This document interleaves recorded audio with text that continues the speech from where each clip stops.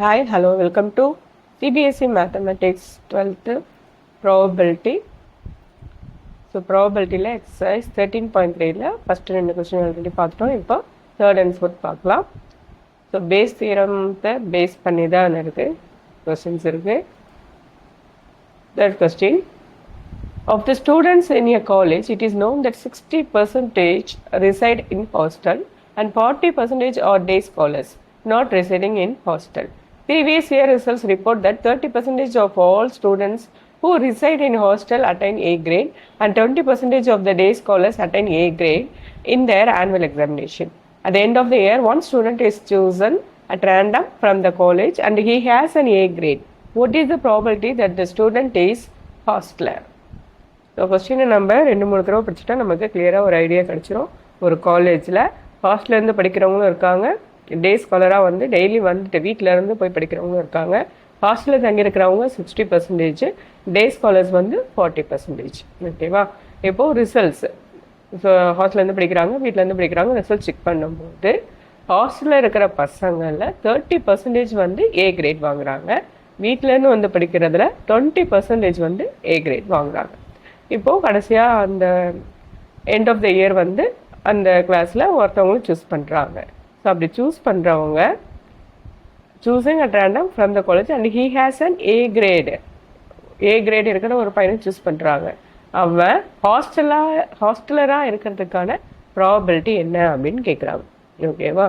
So இப்போ நீங்கள் எதையே வந்து E1 E2வாக எடுக்க போகிறீங்க, எதை ஏவாக எடுக்க போகிறீங்க, இதுதான் இம்பார்ட்டன்ட். அதை கண்டுபிடிச்சிங்கன்னா செம்ம நம்ம ஈஸியாக போட்டுடலாம். ஸோ இப்போ ஹாஸ்டலில் தங்கியிருக்கிறத நம்ம E1 எடுத்துக்கலாம், டே ஸ்காலரை நம்ம என்ன எடுத்துக்கலாம், E2வாக எடுத்துக்கலாம். ஏவாக நம்ம என்ன எடுத்துக்கிறோம், ஏ கிரேட் இருக்கு இல்லையா, அதுதான் என்னது ஏ. ஸோ என்ன கொஸ்டின், ஹாஸ்டலர் அப்போனா E1. ஸோ அப்போ நீங்கள் கண்டுபிடிக்க போகிறது P of E1 bar A. So அதை கிளியராக நம்ம தெரிஞ்சுக்கிட்டோன்னா செம்ம வந்து நம்ம ஈஸியாக போட்டுடலாம். So let E1 and E2 be the events that the student is a hostler and a day scholar respectively. Let A be the event that chosen students get grade A. So அங்கே அவங்களே கொடுத்துட்டாங்க 60%, பர்சன்டேஜ்னா அது 100க்கு. So 60/100 0.6. அடுத்தது day scholar வந்து என்ன கொடுத்துருக்காங்க 40/100 0.4. So அடுத்து நம்ம பார்க்க போகிறது A bar E1. So student getting and A grade, அதே சமயத்தில் ஹாஸ்டல், ஸோ அதுவும் அவங்களே கொடுத்துட்டாங்க 30/100னா 0.3. அடுத்து student getting grade and day scholar. ஓகேவா? அது எவ்வளோ 20%னா 20/100 0.2. ஸோ இப்போ நம்ம கொஸ்டின் என்னென்னா, நான் ரேண்டமாக ஒருத்தர் சூஸ் பண்ணுறேன், அவன் என்னவாக இருக்கணும், ஏ கிரேடாக இருக்கணும், அதே சமயத்தில் என்ன ஹாஸ்டல்லேருந்து செலக்ட் பண்ணுறேன். ஓகேவா? அப்போது E1 bar A. So students a hostler given that he has an A grade. So base theorem P of E1 dot product. Okay வா? P of A bar E1. இதுதான் இங்கே வரும். அடுத்தது இன்னொன்று. ஓகே, ரெண்டே சாய்ஸஸ் தான். இன்னும் அதிகமாக இருந்துச்சுன்னா 3. ஓகே, இப்போ என்ன பண்ணுறோம், எல்லாத்தையும் அதில் சப்ஸ்டியூட் பண்ணிட வேண்டியதுதான். 0.6 into 0.3. ஸோ அப்படியே இங்கே வரும். அடுத்து 0.4 into 0.8. ஸோ மல்டிப்ளை பண்ணிங்கன்னா 0.18. இதுவும் 0.18, இது 0.8 ஆட் பண்ணிங்கன்னா 0.26. 100 மல்டிப்ளை பண்ணிட்டீங்கன்னா மேலேயும் கீழும் 18/26. சிம்பிளிஃபை பண்ணால் என்ன வருது 9/13. ஓகேவா? இந்த சம் அவ்வளோதான். அடுத்த சம் பார்க்கலாம். So question number 4. In answering a question on a multiple choice test, a student either knows the answer or guesses. Let 3/4 be the probability that he knows the answer and 1/4 be the probability that he guesses. Assuming that a student who guesses at the answer will be correct with the probability 1/4, what is the probability that the student knows the answer given that he answered correctly? So, okay, so எது E1 எது E2? Multiple choice question இருக்குது. நம்ம என்ன பண்ணுவோம், answer தெரிஞ்சுட்டா நம்ம கரெக்டாக போட்டுருவோம். ஆன்சர் தெரியலன்னா நம்ம என்ன பண்ணுவோம், இங்கி பாங்கி போன்ட்டு ஏதோ ஒன்று கெஸ் பண்ணி நம்ம போடுவோம். ஸோ இப்போ எங்கள் கொஸ்டின் என்னென்னா, ஆன்சர் தெரிஞ்சு கரெக்டாக போட்டுருவீங்க, அது ஒன்று. கெஸ் பண்ணுறீங்க, கெஸ் பண்ணுற ஆன்சர் என்ன ஆகுது, கரெக்டாக வந்துடுது 2.